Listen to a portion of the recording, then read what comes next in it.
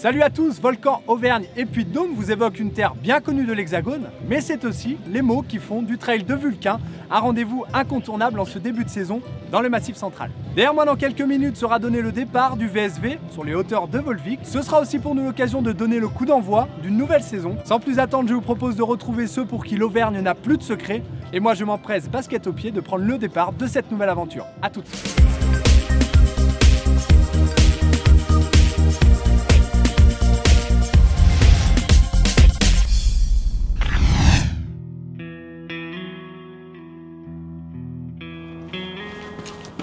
Salut les gars. Salut Antoine. Ça va? Bienvenue à Tournoël. Écoute Damien, merci pour ton accueil. Ici on est chez toi, au milieu des volcans d'Auvergne. Tout à fait. Merci d'être venu et puis bienvenue à toi sur mon terrain de jeu. On est en compagnie aussi de Sylvain Bazin. Sylvain, on te connaît pour d'autres choses. Le trail dit un peu plus d'aventure. Oui, le trail d'aventure, les voyages à pied, c'est une région que j'apprécie beaucoup. La nature est très préservée ici et il y a vraiment effectivement un terrain tout à fait privilégié, je pense, pour le trail. On perd pas trop de temps. Et bah, c'est parti. And all the lonely people whisper poetry for the moon, drowning all our apathy with prophecies of doom. Voilà, c'est ici que je cours sur les volcans, dans les gorges en fait, sur des petits monotraces super sympas. Voilà, ça respire la vitalité et c'est là qu'on vient se ressourcer pendant les petites séances de trail. Ok. C'est parfait quoi. Sylvain, ça t'évoque quoi de courir un peu en Auvergne? C'est des chemins, il y a des portions techniques, mais on peut souvent courir en Auvergne, dérouler un peu sa foulée. C'est une région aussi qui est quand même spécialement bien préservée. Alors c'est peut-être pas des montagnes aussi hautes que dans les Alpes, mais on n'a pas ces soucis de stations de ski, tout ça, enfin beaucoup moins. Et ça c'est quand même très appréciable quand on court, quand on marche. On peut apprécier la nature quasiment de bout en bout sans retomber sur du béton ou des constructions un peu brutes. Ok, bon, Allez. allez c'est parti. But what it's all about.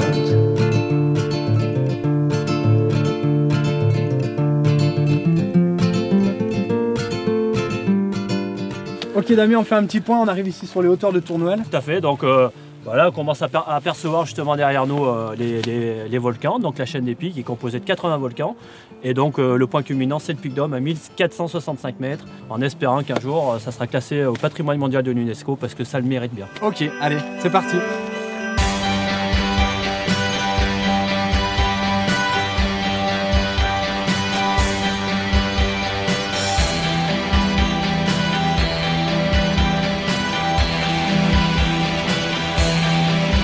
Mais sur le Puy-de-Dôme. Alors en revanche, c'est pas le point culminant du Massif central puisque c'est sur le massif du Sancy. Il est derrière nous, Ok. le massif du Sancy. Il y a une amitié entre vous deux. Tout à fait. Il y a une amitié qui va un petit peu plus loin, je crois, à partir de cette année, puisqu'il y a une création d'association. Tout à fait, aventure intervolcanique. Donc voilà, on est en plein dedans. Et en juillet, donc on organise une course en partenariat avec Chamina Voyage, la Volcanic Challenge. C'est une course qui va faire 160 km en tout, mais par étapes. Donc on privilégiera l'aspect convivial, l'aspect découverte. Ce sont des étapes relativement accessibles, hein, entre 20 et 30 km par jour. On va vraiment découvrir l'Auvergne avec tout ce que ça implique. Bonne perspective. Très bonne On perspective. continue, je crois qu'on a un petit On a chemin. un petit chemin mythique à faire qui s'appelle le chemin des muletiers.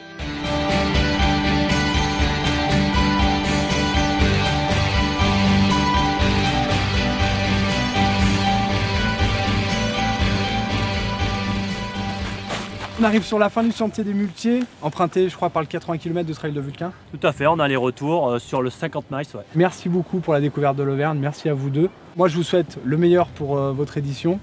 On peut rappeler les dates. Alors oui, en juillet, Du 11 au 18, on vous attend. Ça sera une belle traversée de la chaîne des Puys avec un petit détour par le Sancy pour finir au sommet du géant, le Puy-de-Dôme.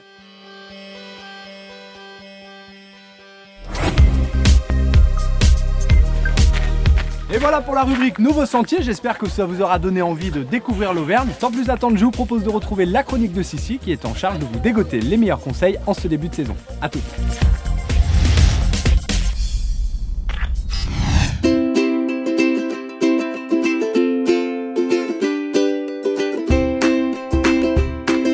Bonjour Camille. Salut Sissi.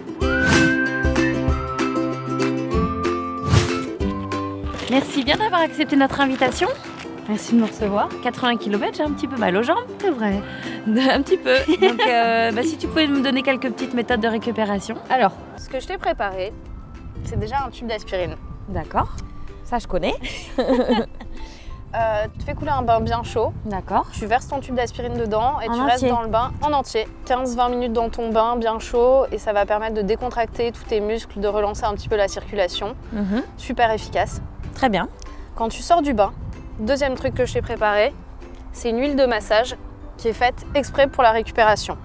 Donc là-dessus, c'est une base d'huile végétale de calendula dans laquelle je t'ai mis l'huile d'essentiel d'eucalyptus citronné, odeur très camphrée qui va te rappeler comme un baume du tigre un petit peu, du romarin qui est un excellent relaxant musculaire D'accord. et de la Golterie qui va te permettre en fait de soulager l'inflammation sur tes tendons ou en cas d'entorse. Toutes ces huiles, tu les achètes où? Magasin bio, tout en magasin bio, tu te fais ta propre préparation. Et tu vas avoir quelque chose qui est super efficace et qui va en coût de revient te coûter 8 à 9 euros. Super, merci. De rien. Et dernier truc, j'ai ramené un instrument de torture. Aïe aïe aïe. Ça s'appelle un foam roller, tu Je connais. connais. On va le tester? Oui. Alors Camille, qu'est-ce qu'on fait avec cette chose? Alors, avec ça, on va faire de l'automassage. Donc tu D'accord. l'installes, Ici. voilà, tu mets tes mollets dessus. Donc je m'assois par terre. Exactement. Hop, une jambe par-dessus l'autre, Hop. exactement. Et tu commences à rouler tout doucement.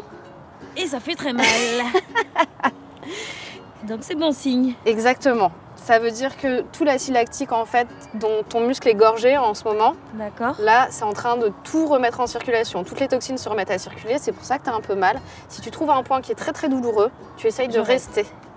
15-30 secondes, D'accord. tu respires bien, tu te concentres vraiment sur la douleur et ça va vraiment permettre d'enlever ces nœuds en fait que tu as dans le muscle D'accord. et de t'enlever plus rapidement tes courbatures.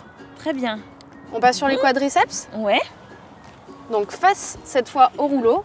Ok. Hop, pareil, tu t'allonges et tu mets tout ton poids de corps sur tes les quadriceps. cuisses. Tu descends, tu remontes.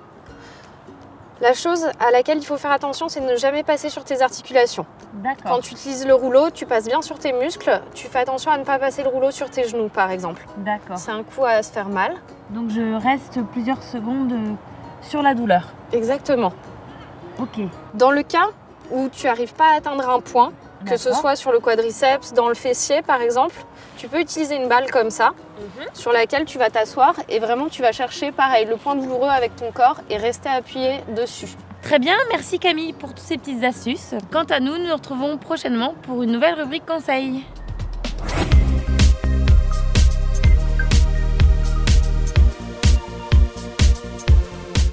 Vous retrouverez la chronique de Sissi lors de chaque épisode afin de toujours optimiser votre préparation.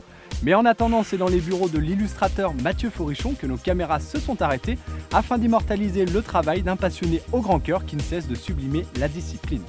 A tout à l'heure.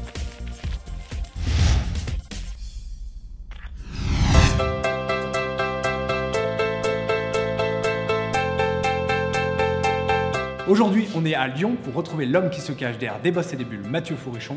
On y va. Salut Antoine. Des bosses et des bulles, pour ceux qui ne connaissent pas, est-ce que tu peux nous en dire un petit peu plus? Des bosses et des bulles, c'est le trail en dessin, sous un angle humoristique, bienveillant. C'est chaque semaine un dessin sur un blog et sur les réseaux sociaux. On va parler un petit peu de René Charles parce que je crois que c'est l'icône de Des bosses et des bulles. Alors l'origine de son prénom reste secrète. Je ne pourrais pas expliquer pourquoi ce prénom est arrivé comme ça sur un coin de page, mais je trouvais qu'il sonnait bien, quoi. C'est un personnage, j'aime bien un petit peu aller lui faire vivre des choses sur le papier. C'est à la fois moi, c'est beaucoup de tout le monde en fait aussi, donc c'est vraiment une mascotte, un refuge. Tu considères que Des bosses et des bulles, c'est un peu un exutoire pour toi? C'est quelque chose où je m'autorise tout, où je m'interdis rien, où je souhaite que personne ne me contraigne aussi, c'est très important pour moi. Je pense que si jamais un jour je me mets vraiment à planifier les dessins ou à me dire il faut que je fasse tant, avoir une logique un petit peu stratégique derrière ça, ça serait dommage, j'y perdrais beaucoup et je serais vite lassé et du coup j'arrêterais. Et justement, tes dessins, ils partent de quoi? Ils partent, tu vois, t'as des bouquins comme ça part souvent d'un stylo bille et d'une feuille. Les idées viennent quand ensuite au café, le matin, je les note sur ces cahiers-là. Et puis ensuite je passe, donc je stocke, j'en ai toujours un peu d'avance, hein, et puis ensuite je scanne et puis je fais tout sur cet outil, donc c'est tout fait après sur ordinateur. Bon écoute Mathieu, moi j'ai le crayon, toi t'as le petit carnet, et ce que j'aimerais c'est de voir un petit peu l'envers du décor, débosser des bulles. Ouais, c'est parti.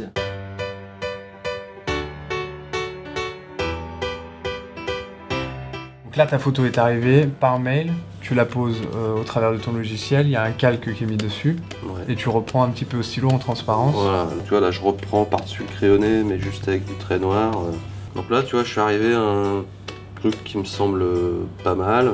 Donc là je dis adieu au crayonné que j'avais scanné, Donc que là on j'avais fait arrête. sur le papier. Voilà. Je vais essayer de partir sur ce qui va être le dessin définitif.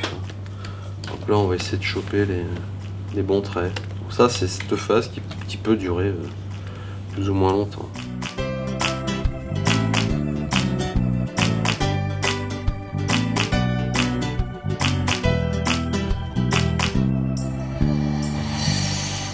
Je suis assez fier.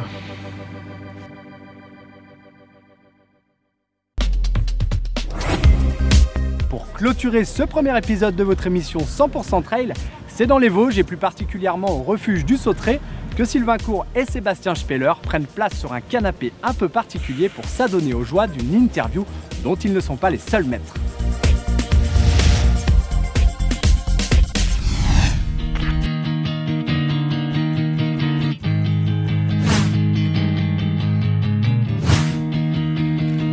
Salut Sylvain. Salut Antoine.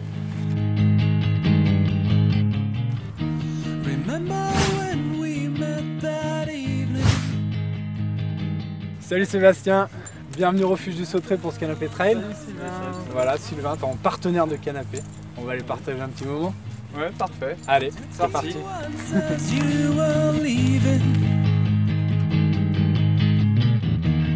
Tout d'abord, merci d'avoir accepté notre invitation sur ce canapé, le canapé trail. On va partager un petit moment assez sympa autour de vos vies, de vos expériences. J'aimerais tout d'abord aborder celui de votre engagement au sein de l'armée française. Quand on rentre à l'armée, il y a une période d'au moins 1 ou 2 ans qui est consacrée aux classes.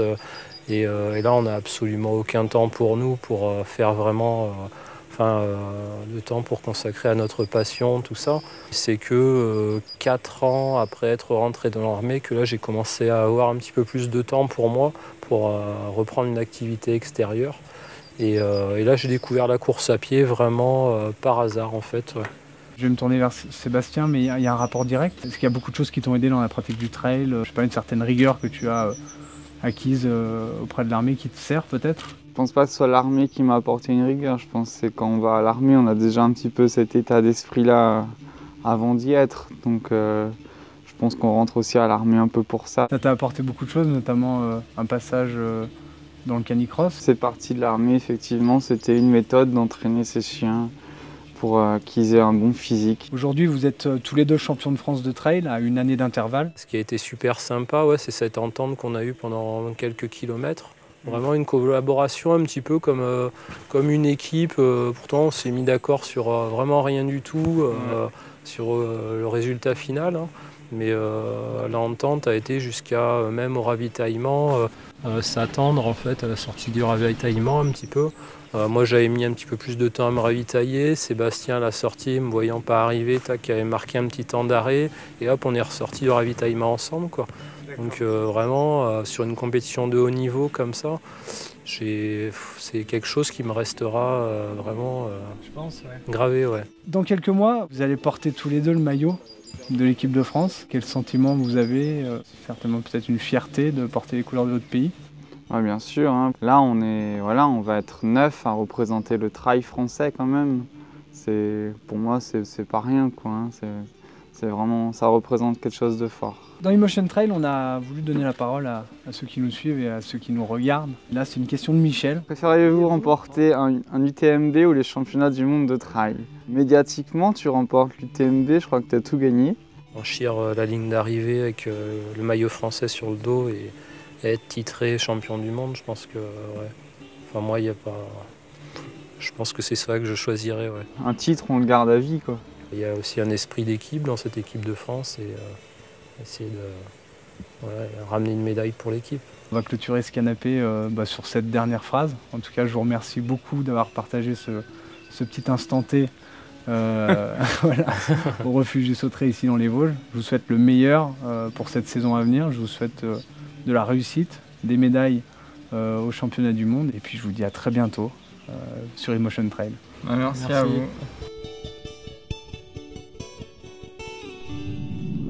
Et voilà, Emotion Trail, c'est terminé pour aujourd'hui. Merci de nous avoir suivis. En attendant, on vous souhaite le meilleur sur les sentiers et on vous dit à très bientôt.